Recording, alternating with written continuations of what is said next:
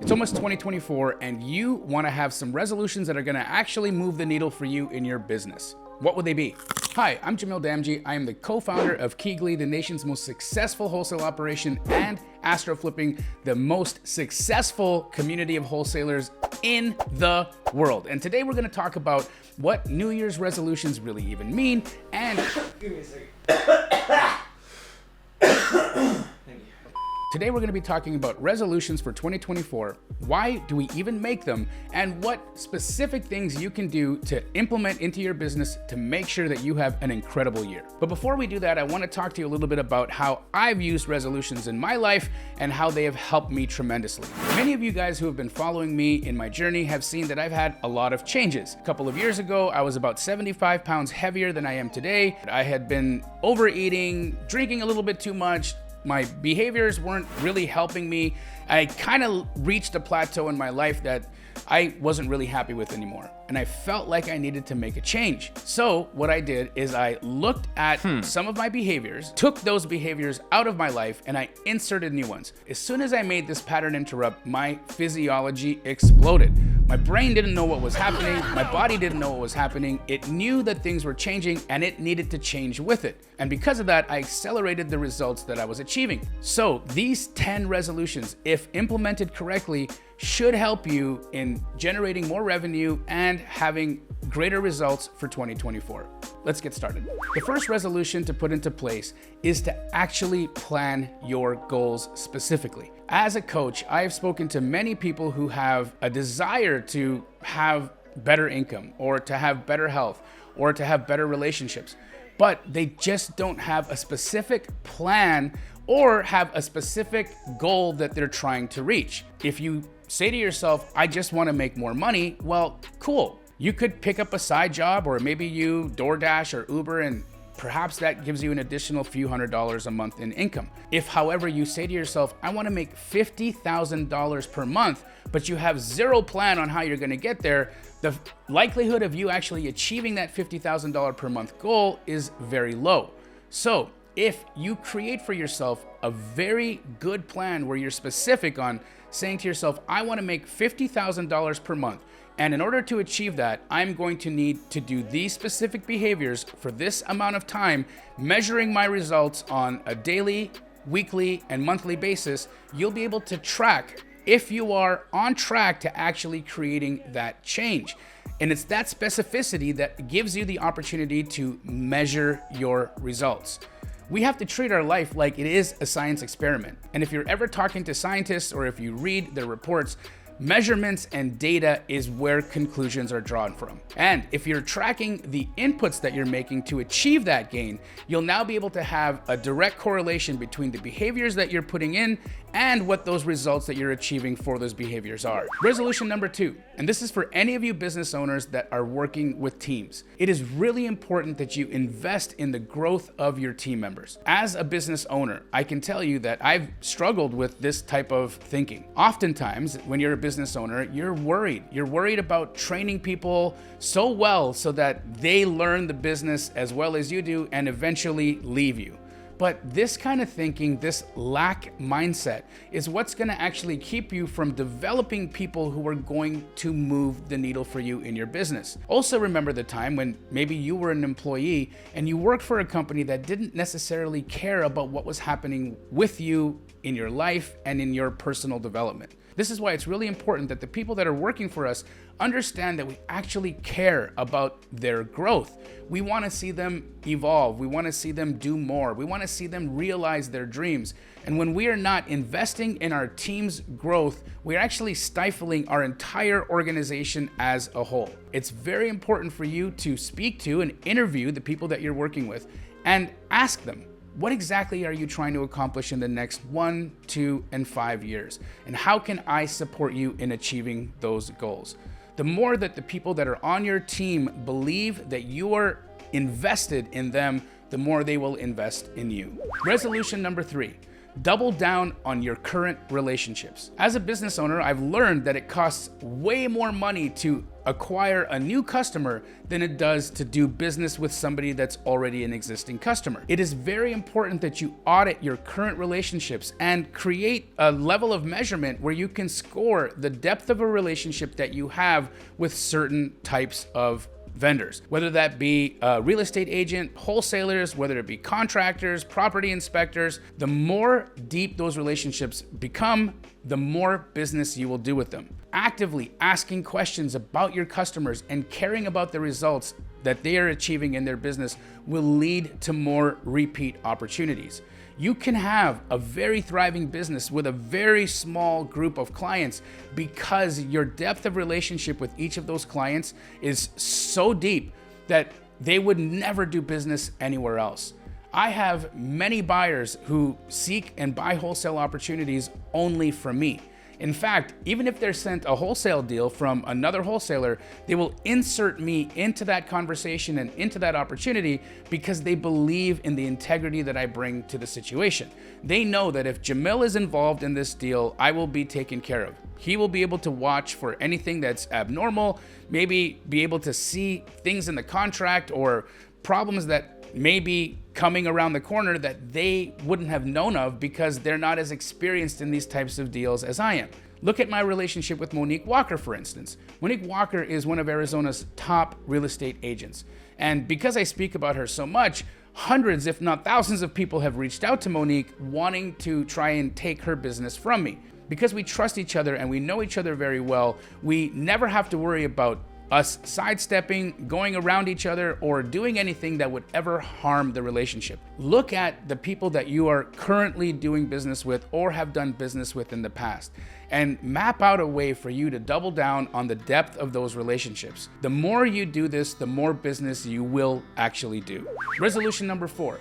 And this is for all of you real estate professionals right now who are just salivating at the fact that interest rates may be coming down in 2024. Things like days on market and months of inventory are very important metrics to study to ensure that you don't get caught with your pants down in 2024 if you are buying and flipping real estate as a business model. With rates decreasing and set for greater declines in 2024, there is very likely going to be a frenzy in the housing market.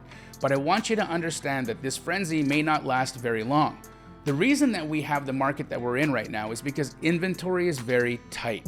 And that's because many people that had mortgages that were 2, 3, and 4% wanted to keep those properties because they felt they would never see low interest rates again. As the market continues to fluctuate and we see rates start to creep down towards 5%, some of those people that were holding mortgages at 3 to 4% may not remain married to those properties anymore. They may decide that they'd be okay to forego their 4% mortgage, get into a new property that maybe has a 5% rate, but that it's not that much of a delta or a difference for them, so they'd be willing to actually sell their existing home. Now that is going to increase the inventory in the market. So I really want all of us to be very aware of how much inventory and how many months of inventory are in your specific market throughout 2024 so that you can better forecast what's going to be coming in the months ahead. If you start to see that inventory steadily increase, then there's a likelihood that there will be downward pressure in pricing. Resolution number 5, implement advanced tax strategies. As somebody who's routinely paid hundreds of thousands of dollars in taxes, I can tell you that I wish I had seen and known about some of these advanced tax strategies earlier on in my career. Things like accelerated depreciation absolutely changed my life. Knowing that I could purchase property and actually depreciate that in an accelerated fashion to decrease my income and my tax liability has absolutely accelerated my business because it allowed me to hold on to more of my cash so that I could make more investments.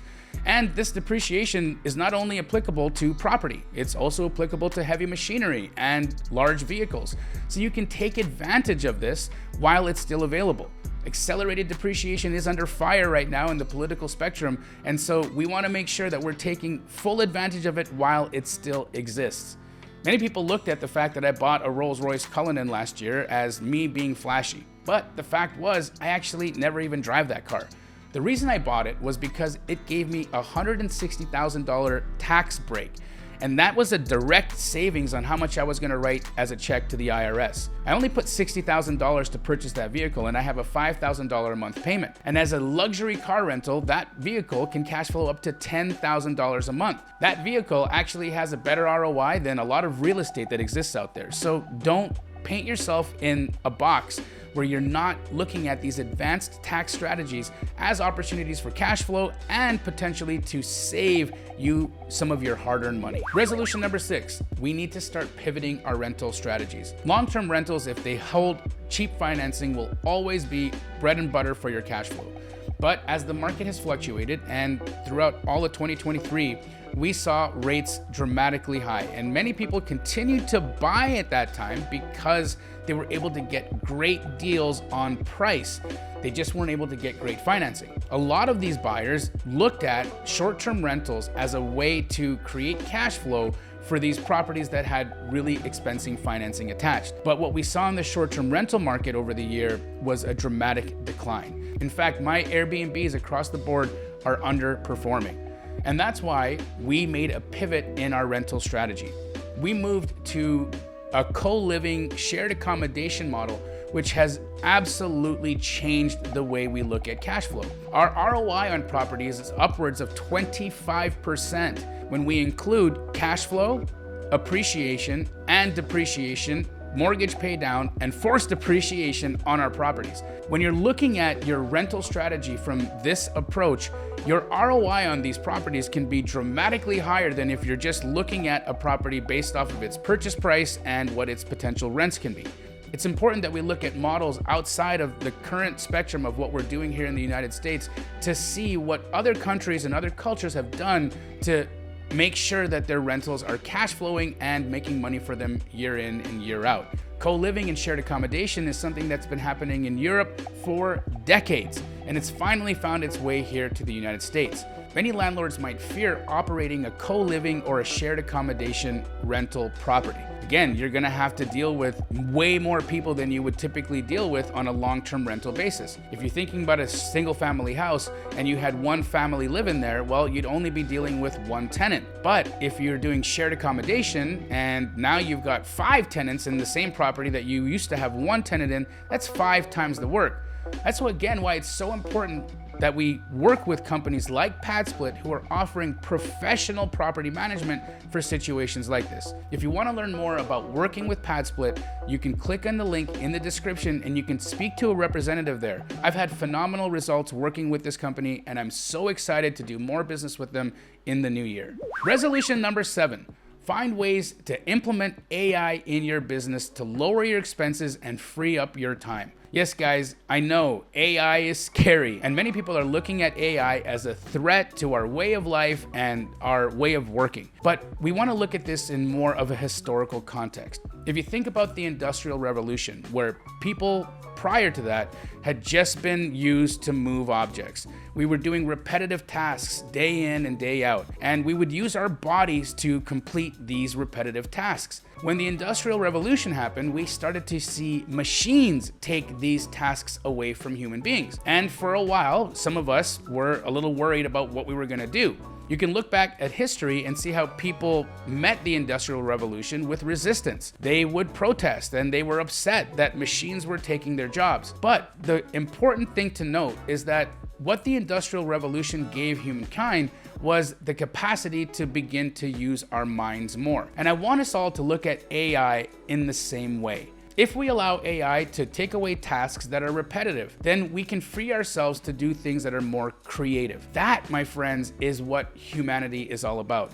Being able to express ourselves in a creative way that a machine could never do. So find a way to use AI to help you grow your business by creating automations. I implemented into my business a piece of AI called AstroBlaster, which allowed me to increase and automate the communications that we're having with real estate agents so that I could generate far more leads than if it was just me. And I was able to implement this for a $1,000 investment. Think about it. I can make tens of thousands of dollars automating the conversations that I'm having with real estate agents through this AI bot, and it is generating for me tens of thousands of dollars, and I only spent $1,000 to get this program up and running. The return on investment was disproportional. Very good investment. Now, I'm not telling you to just go out and buy AstroBlaster. There are many AI tools that you can use and implement into your business. Even if you're a content creator, AI can help you with creating your content. If you are communicating via email to your customers and clients, but you just can't find enough time to write something meaningful, you can use things like ChatGPT and other AI tools to help you create that content. And it allows you deeper and more engagement with the people that you are doing business with. So I suggest that you lean into AI instead of looking at AI as the enemy that's coming to take your job. Resolution number 8. Social media is a must, not an option. Friends, we need to stop hiding. We live in a world where people want to know, like, and trust us before we do business. And one of the best ways to accommodate this is to leverage your unique voice to reach more people. You can follow the lead of your favorite investors and influencers, and I don't suggest you copying them, but I do suggest you see what you like about what they're doing, what resonates with you, and then find your version of it to implement in your social media strategy. Have fun with it, be confident and consistent, and you can really see your business explode because of it. When I started using social media back in 2020, I had no idea what the effect was going to be. I had no idea that people were going to start subscribing to my YouTube channel and following me on Instagram for tips on wholesale real estate, but they did. And because they did, it exploded not only my wholesale business, but it created for me a new business that I didn't even know existed yet, which is astro flipping and my coaching product. So social media has been a game changer for me in my life. It was the day that I decided to stop hiding. And I was hiding because I had a lot of insecurities, and I still have some of those insecurities. I didn't like the way I looked on camera, I didn't like the way I sounded on camera, and I didn't know if people were gonna find me interesting or just say mean things to me, and sometimes they did. But the fact that I was able to reach and resonate with people who cared about my voice, who cared about the things that I was teaching, the information I was sharing, it gave me an opportunity to find more purpose in my life. And it's so weird to say that social media is one of the tools that's helping me not only find my purpose, but to maximize the impact that I'm having in the world. That's why, friends, I believe that social media is a must for you in 2024. We have to find ways to not only leverage ourselves, but to replicate ourselves so that we can have deeper impact for a longer period of time. Resolution number 9, adopt one new piece of technology into your business this year. I am a pen and paper guy. I just turned 45 years old, so technology was something for me that was a little bit scary. However, when I finally decided to give up that limiting belief, I realized that technology was how I was going to be able to scale my business. And had it not been for technology, Key and astro flipping would not exist. Now, whether that be that you're implementing a CRM, an automation software, or a lead generation tool into your business, it's important that your company grow with the pace of technology. We have evidence that shows us when companies fail to do this, the results are catastrophic. Look what happened to Blockbuster, Yahoo, Polaroid, Kodak. These are all huge companies that failed because they did not want to implement new technology, or they refused to look at the new technology as the way of the future. So it's very important that your company grow with the pace of technology. Find one piece of technology to implement into your business this year, and I'm interested to hear what that is.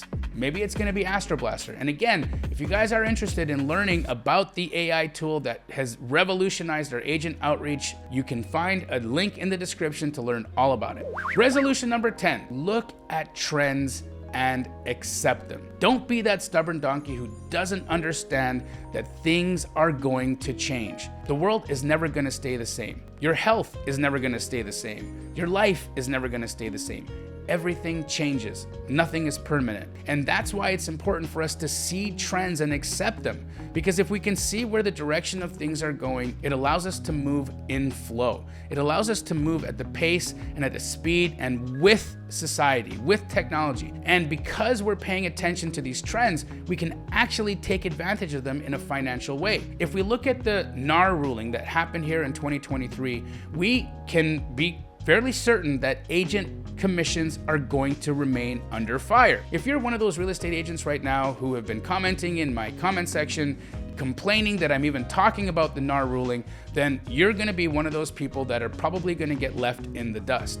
Looking at platforms like True Parity that allow you to competitively market for listings, is going to become the norm. People are going to be undercutting each other and over-delivering for their clients, and expect that to be the norm, not the exception. Look at the trends, understand them, see where things are going.